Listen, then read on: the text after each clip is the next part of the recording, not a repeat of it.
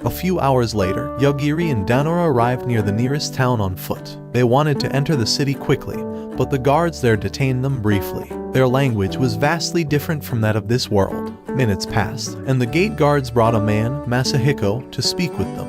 Masahiko was genuinely annoyed and troubled by the situation because many groups were separated and visiting this city. In fact, anyone who enters this city has to pay an entrance fee, but Masahiko doesn't mind that, because he thinks Yogiri and Danora are sage candidates. Yogiri explained that he got separated from his group, and he and Danora were following them into the city. Yogiri also asked Masahiko for directions to the capital. However, Masahiko was indifferent to Yogiri's questions, as he were not obligated to help sage candidates. Upon hearing this, Yogiri decided to explore the city for clues, but Masahiko allowed Danora to stay at his residence for free.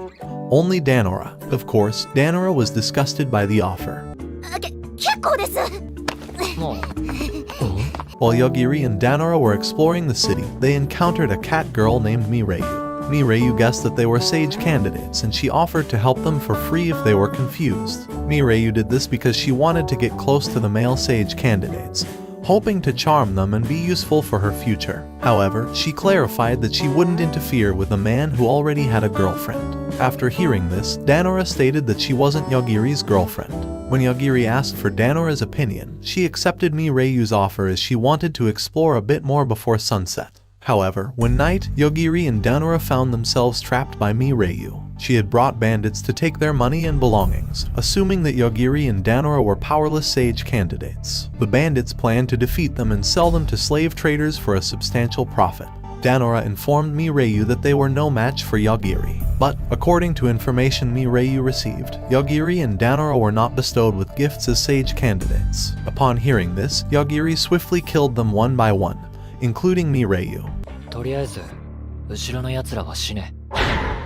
お前は無能力者じゃ。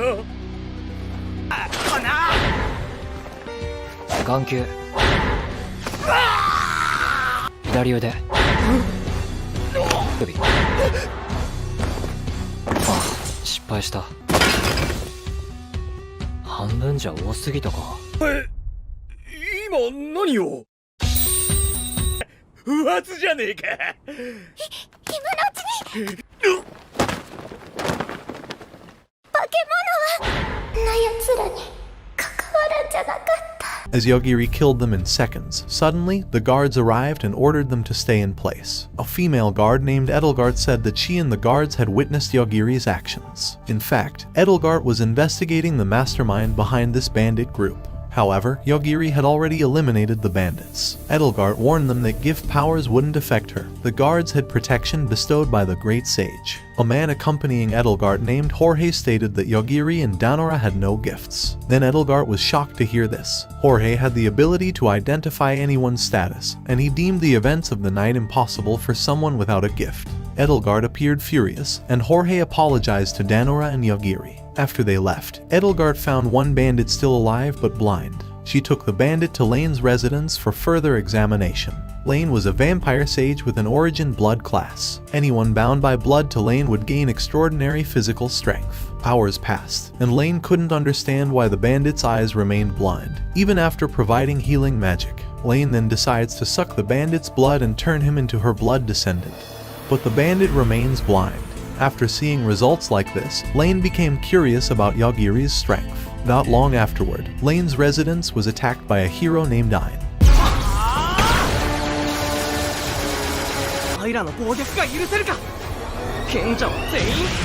On the other hand, Danora and Yogiri were checking into a large luxurious inn. Naturally, Danora was delighted, feeling as if she were in a palace. Yogiri then offers Danora to share a room with him, and this offer makes Danora confused. After seeing Danora's response, Yogiri decided to book a room next to hers. When Danora was in her room, she was confused and curious about why Yogiri made such an offer. In fact, Danora even thought that Yogiri might have feelings for her. However, Danora's expectations were shattered when she remembered Yogiri's words. おっぱいが柔らかかったから？そっか、興味あるのはどうせ。こっち来てから高藤君と離れて一人になるの初めて？一緒の部屋だなんて何考えてんだか。Danora was surprised when a spirit suddenly appeared in front of her. She even thought that the spirit was her older sister's spirit. Of course, the spirit, named Makamoko Danora, was annoyed because Danora had mistaken her for her older sister. Makamoko had long been protecting Danora, but Danora was annoyed because the spirit did not appear when she was in danger. Makamoko explained that she was afraid to manifest herself because Yagiri was with Danora. Makamoko could be killed if she suddenly appeared in front of Yagiri. Therefore, Makamoko asked Danora to tell Yagiri about her existence, ensuring she could safely manifest in her presence. Makamoko also rejected the gift system. Danora was not unworthy of being strong, but Makamoko worried that Seon might be planning something. If the gift system succeeded with someone else, Seon could control that power if she wished. The lives of sage candidates were under her control. Makamoko also offered to teach Danora how to fight using the ancestral techniques of the Danora family. After hearing Makamoko's explanation, Danora realized that even spirits like Makamoko feared Yagiri's power. Danora also thought that, while trapped in the other world, she had always relied on Yagiri. So, Danora agreed to accept Makamoko's teachings and decided not to burden Yagiri continuously. The next day, Danora met Yagiri with a tired expression. Yagiri then introduced a female hotel employee named Celestina to Danora. Since the previous night, Celestina had been helping Yagiri find the whereabouts of their friends, how they got there, language translators, status concealment skills, etc. Celestina then provided train tickets for their journey to the capital. After that, Yagiri asked Celestina to store and manage his belongings. Some time later, Danora and Yagiri were on their way to the capital by train. Danora also introduced Makamoko to Yagiri, as promised the previous night. Yagiri then asked Danora to sit beside him, and shortly after, something happened there. It turned out that a battle was taking place between the sage Sentaro and an aggressor, the explorer. During the fight, Sentaro attacked in various directions, almost injuring the passengers. Worse, Sentaro intentionally killed some passengers, but Danora and Yagiri were not affected. Because of this, Sentaro became angry, as he expected them to praise and bow down to him. Anyone should do that when they see a sage passing by. Then, Yagiri unleashed his power on the foolish sage. 方がよっぽど目障りだ。 Yagiri killed him according to his own rules. Then the aggressor approached them, stating that he had no intention of fighting against them. The aggressor offered assistance because they had eased his workload. Then, Yagiri inquired about how to return to their original world from the aggressor. The aggressor stated that he didn't know about that and only understood how to return to his own world.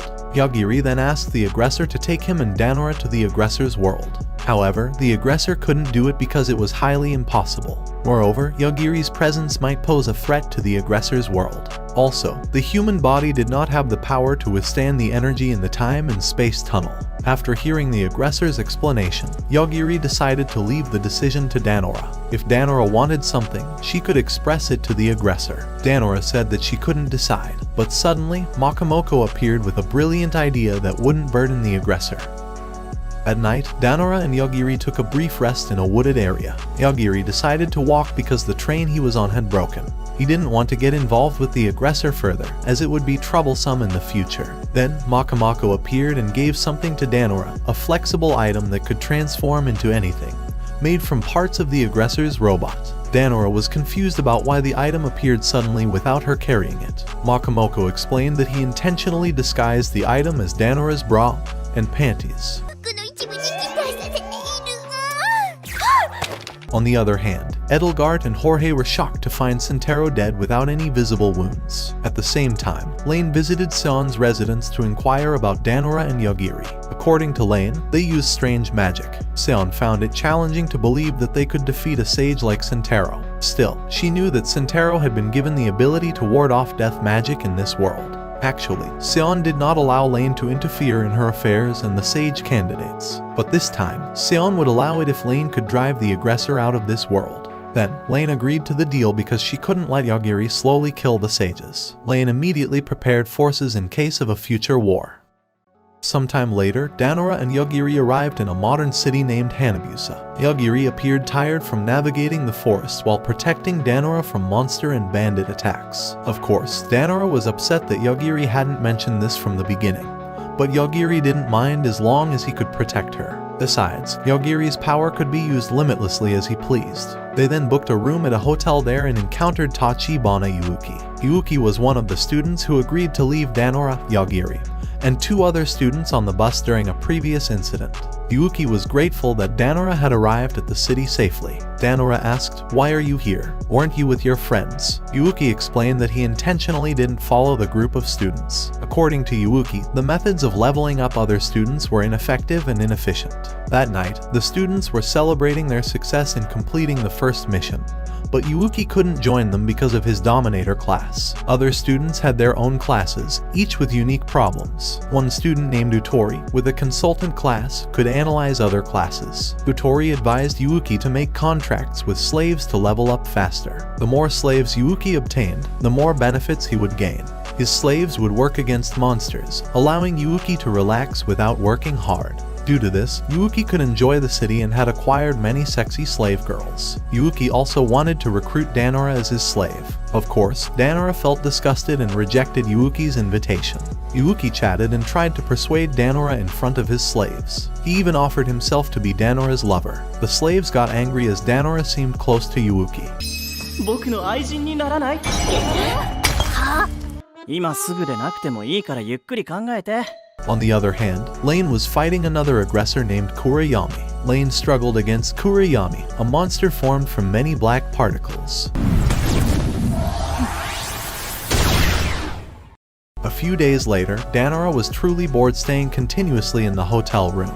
While Yogiri had been sleeping in his room for 3 days, Danora planned to take a walk in the city, but she suddenly saw chaos outside. It turned out that the chaos was caused by the zombie subordinate of the Great Sage. Because of this, Danora abandoned her intention to leave the hotel. Danora was confused about the situation. Why were there zombies ruling in another world? Shortly after, someone was waiting for Danora to come out of her room. Makamoko sensed the evil aura of that person but couldn't see the figure. Danora immediately called Yogiri because she couldn't fight an invisible enemy. Yogiri, dreaming peacefully with his sister Asaka, woke up when Danora called him. After Danora informed him of the situation, Yogiri slowly approached Danora's room, checked the situation with his powers, and killed the person. Yogiri entered Danora's room and informed her that the person was targeting her. Then Danora was confused about the person's intentions. When Danora saw the corpse in front of her room, Danora realized she was Erika, Yuuki's slave girl. Because of this, Danora hurriedly packed her belongings to prevent Yuuki from going berserk. Yogiri was curious why Danora seemed so calm in this situation. Danora was different from her usual self. Danora explained that she had almost become accustomed to seeing such things since being with Yogiri. On the other hand, Yuuki was leveling up with his sexy slaves in a dungeon pyramid near the forest. However, Yuuki couldn't detect Erika's presence because the contract was broken. When he checked Erika's last memory recording, Yuuki couldn't understand what was happening to her and why she was in front of the hotel room. Yuuki suspected that Erika was secretly attacked by someone else, but a sexy slave named Euphemia said that Erika couldn't have died so easily because she was an assassin. Euphemia also guessed that Erika might have wanted to bring Danora to become Yuuki's slave. The worst case scenario was that Danora might be killed because she wasn't deemed worthy by Yuuki. Even though the slaves had contracts with their master, they could still act according to their own desires. Then, Yuuki decided to send 2 of his slaves, Riza and Chelsea, to capture Danora. Yuuki was sure that Danora would run away soon because she felt the threat from Erika. In the hotel, Riza immediately used ice magic on Danora and Yogiri to prevent them from escaping. However, Yogiri could still use his powers against the ice. He also broke Riza's magic staff with his powers. Riza then pulled out a small-sized magic staff from her chest, and Yogiri was fascinated after seeing it. いや、入るものなんだなと思ってさ。で、高藤くんもまじまじと見ない？ Chelsea began to surround them with her puppets, and Danora successfully defended against one of the puppet attacks. Of course, Yogiri was impressed because Danora could do that. Yogiri then killed Riza and stopped Chelsea's puppet attacks. As they headed to where Chelsea was, she cried, apologized, and begged for mercy. Chelsea didn't want to die. Well, this made them feel strange because they seemed to be the villains there. 私たちなんかすごい悪者みたいになってるんだけど。 Yuuki was a little annoyed because he still wanted to get Danora as his slave. Therefore, Yuuki controlled many flying cockroaches to guide them to a suitable place for an attack. Then, Danora felt disgusted and scared because she was facing flying cockroaches. Well, even though the flying cockroaches were cute and adorable in appearance, Danora then told Yogiri to kill the flying cockroaches. But Yogiri said that if he killed them, the cockroaches would fall on Danora's body. Well, Danora retracted her statement after hearing that. Danora was very angry at Yuuki because he had threatened her with flying cockroaches. On the other hand, Yuuki immediately used his skill to kill Yogiri with the flying cockroaches there. Yogiri sensed a very strong killing intent around him and quickly used his powers to kill Yuuki.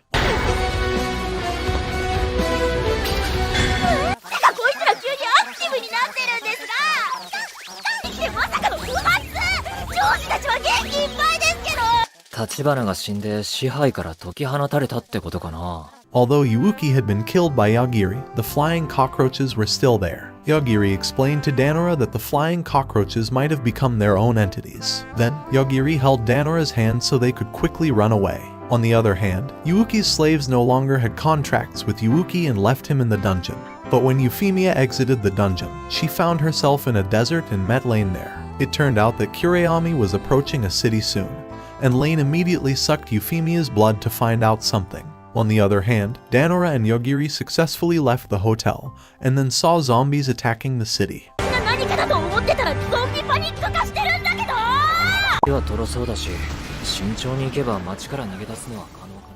The zombie leader is named Masayuki, a subordinate of Lane. As the city darkens under thick black clouds, Masayuki meets Ryota, the leader or supervisor of Hanabusa City. Masayuki carries out attacks like this under Lane's orders. Lane is the ruler of Hanabusa City. However, Ryota disagrees with the order because he has worked hard to build the city of Hanabusa. Nevertheless, Masayuki follows Lane's command and asks Ryota for the city's key. Then, Masayuki orders the zombies to stop attacking the residents. He announces that the residents must find Danora and Yogiri as soon as possible. After that, they should bring them to the city center square. Whether dead or alive, the residents must successfully carry out this order if they want to survive. Masayuki has locked the protective barrier of Hanabusa City, so Danora and Yogiri cannot leave the city. Upon hearing this, Danora is confused as they are targeted without clear reasons. Yogiri speculates that it's probably because he has killed many sages. Shortly after, some residents find Danora and Yogiri hiding in a small alley. One resident intends to kill them, but Yogiri immediately kills him, and the remaining residents flee. Danora thinks Yogiri is too ruthless for killing ordinary people, but Yogiri explains he only kills those with intentions to harm him. Then, Yogiri just realizes his mistake in judging the situation there. Due to this, Yogiri decides to approach Masayuki with Danora. Of course, Masayuki and Ryota are surprised by their decision. Masayuki believes Danora and Yogiri are sacrificing themselves for the people of Hanabusa City. Yogiri then intentionally asks Masayuki to release the city's protective barrier so they can leave. Yogiri will let Masayuki live if he complies with Yogiri's wishes. Masayuki is angered by this request and summons his undead forces to attack Yogiri. Masayuki and his forces consist of various types of undead. Masayuki is shocked as his undead forces vanish instantly. He wonders why the undead, who are already dead, can die again. Yogiri answers that he also doesn't understand it but clarifies that anything in front of him can die in an instant. Yogiri decides who lives or dies, and others can form their own opinions about him. Meanwhile, Ryota, who has been silent from the start, states that he had no involvement in Masayuki's attack. Ryota introduces himself to Yogiri there. Masayuki immediately transforms his body to attack Yogiri. Yogiri remarks that he is truly tired of waiting for an enemy who performs dramatic transformations like that. He approaches the frightened Ryota, who pleads not to be killed by Yogiri. Ryota claims he has no intention of doing anything to them. Yogiri explains that he only did it to protect Danora and himself. After Ryota calms down, he reveals that Lane ordered Masayuki to kill them. Ryota has never interfered in Sage candidate matters, so he doesn't understand Lane's motives. Shortly after, Makamoko appears to inform Danora about the aura in Hanabusa City. The attitudes of the residents suddenly change as they head towards them. This is due to the manipulation of spirits by someone. Danora, protected by Makamoko, is unaffected by the manipulation. Yogiri realizes this and believes someone is testing his powers. Ryota tries to reactivate the city's protective key to neutralize the magic, but it doesn't work. Ryota suspects Lane is controlling the city. On the other hand, it turns out Lane is indeed testing Yogiri's strength. Even Kurayami is deliberately directed to the city to face Yogiri directly. Anything in front of Kurayami will turn to sand when Kurayami passes through. Euphemia is now Lane's slave and advises Lane not to resist Yogiri. Yogiri is extremely dangerous, and his power surpasses all in the world. However, Lane continues with her plan and splits herself for the next phase. Lane has arranged her clones not to remember Yogiri's name. The clones also have no intention of killing anyone. Lane categorizes this as a disaster for Hanabusa City. She believes Yogiri cannot kill her under these conditions. The disaster will begin when Kurayami suddenly disappears due to Yogiri's attack. On the other hand, Yogiri tries to protect Danora and Ryota from the residents' attacks, but he cannot do it continuously. He cannot directly kill Lane as he doesn't know the connections trail. Yogiri tells Danora that he has been in a similar situation before, a situation where someone tried various things to measure Yogiri's strength. Soon, Danora senses a dull aura around the city. Kurayami has reached the city and is advancing towards Danora and Yogiri. Yogiri senses something strange about this situation but still instantly kills Kurayami. Then, an anomaly occurs, and Yogiri quickly embraces Danora.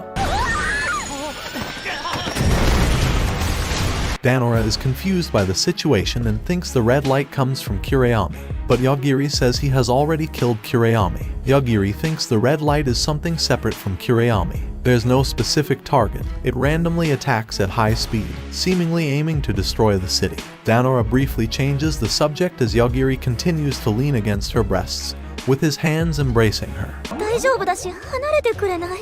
ああ、なんか柔らかいなって思った。 After Yogiri released his embrace, Danora wanted to say something about the red light. She saw that the red light seemed to take the form of a woman in a red dress diving from the black sky. Upon hearing this, Ryota suggested that the attack likely came from Lane's clones. Ryota is genuinely frustrated and doesn't understand Lane's true intentions. Nevertheless, Yogiri cannot attack Lane because the red light does not intend to attack him. However, Yogiri can stop the attack if Lane's clones are clearly visible to him. Upon hearing this, Ryota quickly opens the map of Hanabusa City with his power. He explains that Lane's clones are attacking different locations and won't attack the same place. So, Yogiri can be on guard in an area not yet attacked by Lane's clones. This way, Yogiri can counter-attack when one of the clones dives towards him. Danora will also accompany Yogiri because Makamoko has a good plan to protect them later. Then, Ryota quickly teleports them with his power, and after that, Ryota teleports elsewhere as soon as possible. After waiting for a few minutes, Danora sees Lane's clones targeting their location. Yogiri immediately grabs Danora's hand and attacks the clone. They successfully survive thanks to Danora's underwear made of the time-traveling aggressor material. On the other hand, Lane becomes more confused with Yogiri's power as he can kill vampire-type undead. Shortly after, Lane senses a strange power attacking her, and it's Yogiri's power. After Lane's body truly disappears from this world, another girl wakes up from a coffin. When the girl comes out of the coffin, she sees a hologram magic recording from a stone she holds. It's a recording of Lane stating that the girl is a copy owned by Lane. But the girl will not have Lane's memories and will live with a different personality. Lane has planned this to avoid attacks from Yogiri. Takato, Yogiri. Some time passes, and Ryota has prepared a vehicle for Danora and Yogiri, who will depart for their next destination soon. He is very grateful to Danora and Yogiri for stopping the chaos in the city. Ryota doesn't care about the deceased Lane as he hasn't respected Lane for a long time. Then, Danora thanks Ryota for preparing the vehicle for her and Yogiri. After that, Danora approaches Yogiri because typically, it's the man who drives for the woman. Yogiri says he's very bad at driving like this, and there's a possibility of an accident if he drives the car. Upon hearing this, Danora becomes scared, and she insists on driving the car to ensure they arrive safely at their destination. At night, on the other hand, Ryoko is visited by a girl named Carol. Carol returns Ryoko's phone because its battery is almost run out. Ryoko expresses gratitude as she lost her phone a few days ago. Carol then admits that she was the one who stole Ryoko's phone back then. She wanted to see Yogiri's observation tool from Ryoko's phone. Unfortunately, Carol couldn't do it. Of course, Ryoko is suspicious of Carol's true intentions. Carol explains that Ryoko doesn't need to hide anything about Yogiri now. Carol just wants to monitor Yogiri through Ryoko's phone. Carol's organization actually has a satellite to observe Yogiri's activities at all times. But the satellite cannot operate in this world, Ryoko and Carol are girls sent by their respective organizations or institutions to monitor Yagiri. They know that Yagiri's power has been dangerous since they were on Earth. Shortly after, Ryoko's phone alarm goes off, indicating an important notification. 第一門が開いてる。そんな。 After hours of travel, Danora and Yagiri arrived in a mountainous area filled with rocks. Despite Danora's ability to drive the car, she still felt scared as she was just a girl, unable to seek Yagiri's help since he was sleeping and had poor driving skills. Then, their car stuck in a dead-end road and Danora urgently woke up Yagiri. Unfortunately, waking up Yagiri was a challenging task for her. In Yagiri's dream, he recalled his past when he first met his sister. Before meeting his sister, in an institution's laboratory, Asaka had signed an agreement consenting to the possibility of death during work. However, Asaka was unaware of the tasks assigned by the institution. The institution was named Independent Higher Order Organism Research, focused on researching occult sciences with the primary goal of combating and taming powerful curses. Yukio then took Asaka to a place underground. As an educator, Asaka's current task was to handle and manage a mysterious monster named Alpha Omega. Of course, Asaka was shocked, as she had not expected to be given such a terrifying task by the institution. But if Alpha Omega left without supervision, Alpha Omega could pose a threat to humanity. After arriving at Alpha Omega's location, Yukio left Asaka there as his task was only to accompany her. Of course, Asaka was terrified because she had to approach Alpha Omega alone. Asaka then entered an artificial world or another realm to meet Alpha Omega. She was extremely cautious and polite when visiting Alpha Omega's house there. When Asaka saw Alpha Omega's figure, her fear suddenly disappeared, replaced by anger towards the institution. こんな子供を地下に閉じ込めて何を怖がってんだよ。 Filled with anger, Asaka brought Alpha Omega out of the house to play. Asaka didn't understand the institution's intentions.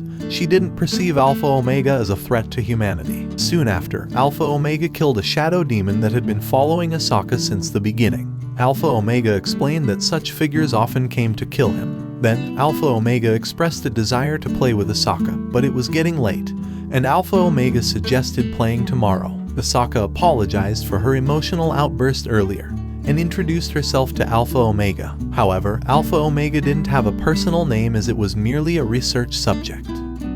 They shared a meal, and Asaka inquired about Alpha Omega's family, but Alpha Omega didn't understand what Asaka meant. After observing Alpha Omega's reaction, Asaka decided to give a name to Alpha Omega, Yagiri. Of course, Alpha Omega was delighted with the name, and even added Asaka's family name to his given name, Takato Yagiri. Initially surprised, Asaka would now become Yagiri's foster mother or guardian. Asaka would also teach Yagiri good ethics. Before I continue this story, I apologize because I don't have clarity on their relationship. As far as I understand, Asaka is Yagiri's foster mother, but Yagiri considers Asaka as his sister. I apologize if this information is incorrect, and I hope you correct it if you know about it. Shortly after, Yagiri woke up, and Danora explained that the path they had taken was a dead end. As Yagiri wanted to meet Sion as soon as possible, they needed to find an alternative route quickly. Suddenly, a dragon blocked their path and prepared to attack them. 死ね。 Shortly after, many dragons were about to attack them. Danora hugged Yagiri's arm, frightened by the number of dragons. Then, Yagiri instantly killed the dragons, and a golden lightning dragon approached them. However, Yagiri did not sense any intent to harm from the golden lightning dragon. After staring at each other for a while, the golden lightning dragon suddenly said, "You pass," and quickly left. Yagiri didn't understand the golden lightning dragon's meaning, so he shouted for it to explain the meaning of "you pass." If the golden lightning dragon didn't explain, it would face the same fate as the other dragons. Hearing this, the golden lightning dragon immediately transformed into a beautiful lowly named Attila. Danora was confused because the majestic and powerful dragon turned out to be a child. Makamoko mentioned that such things were common in the anime worlds with isekai theme. Attila explained that she was testing their suitability before meeting the Swordmaster. The mountainous region there was under the rule of the Swordmaster, and whoever proved worthy would receive a gift from him, as the Swordmaster was equivalent to a great sage. Then, Yagiri stated that he and Danora did not want to meet the Swordmaster. They passed through that path to reach the capital. Upon hearing this, Attila was surprised as she had misunderstood the situation. but she pleaded with them to still meet the Swordmaster, as she was tasked with gathering talented individuals. Although Danora and Yagiri were not interested, they decided to comply with Attila's wishes. Perhaps the Swordmaster could provide information on how to return to Earth. A few hours later, they arrived where many talented individuals were gathered. Soon after, Swordmaster arrived and initiated a competition for the selection of the Holy King's Knights. The rule was that participants must kill each other, and if anyone tried to escape the competition, all participants would be considered losers. Of course, Danora found these rules peculiar. Danora and Yagiri got involved in an insignificant event there. Shortly after, some people wanted to kill Yagiri, but he was saved by a knight named Rick. Then, Yagiri noticed some individuals using magic targeting him and Rick. Yagiri quickly killed them, and Rick remained unaware of the situation. After the first competition ended, Rick invited Danora and Yagiri to continue participating. The Swordmaster and the surviving participants would go to another location nearby. Then, an adventurer asked Danora for help in taking and placing a colored magic stone in his hand. The adventurer's body had been split due to an attack by one of the participants. After Danora helped him, the adventurer quickly recovered. Attila stated that if Yagiri became the Holy King's Knight, she would be promoted to a servant. Although Yagiri found Attila's request troublesome, he agreed to it to gain information about returning to Earth. The adventurer introduced himself as Lionel, and he reluctantly joined the competition because he was invited by his friend. Lionel's power came from a colored magic stone, which functioned like a gacha, granting him various items or abilities. He received a colored magic stone from a beautiful goddess every day. By the way, this anime makes too many references to other isekai-themed anime. After walking for a while, they entered a magical barrier protecting a tower. Unfortunately, the malevolent aura within the barrier was too sharp for Lionel to endure. Danora and Yagiri sensed the evil aura, and Makamoko shielded Danora from its effects. When Danora looked at Yagiri, he seemed nervous and lost in thought. This confused Danora, as she had never seen Yagiri act this way before. Shortly after, the malevolent aura disappeared without a trace, and Yagiri anxiously searched for Attila's presence. Makamoko and Rick explained that Attila didn't enter the barrier, as it was reserved only for participants and the Swordmaster. Upon reaching the tower's summit, the Swordmaster showed them where the Demon God and Holy King's Knight were frozen in time. The Holy King's Knight was a woman who simultaneously thrust her sword backward at the Demon God and herself. Danora observed them closely, even seeing many monsters gathered around them. This place was referred to as the end of the world, and this world could face apocalypse at any time. Shortly after, Lionel's friend Frederica attempted to use her immense power to kill the Demon God. Unfortunately, when Frederica attacked the Demon God, her fireball slowed down and stopped within the Demon God and Holy King's Knight's area. The Swordmaster explained that Frederica's actions were futile, as her attack could reach the Demon God in an undetermined amount of time, possibly hundreds of years. Swordmaster's duty was only to watch over the Holy King's Knight and the Demon God. Then, Swordmaster instructed two maid girls to explain the rules of the second round of the competition. Participants had 24 hours to descend to the first floor and collect points within the tower. If participants used a method to jump directly to the first floor, they wouldn't earn any points. Additionally, some special participants were added for this second round. Danora wondered if Yagiri could defeat the Demon God directly, but Yagiri had a rule about who he was allowed to kill. Once again, Yagiri daydreamed and exhibited peculiar behavior. Danora grew more curious as she observed Yagiri in this state. Then, Yagiri whispered something to Danora. 実ははい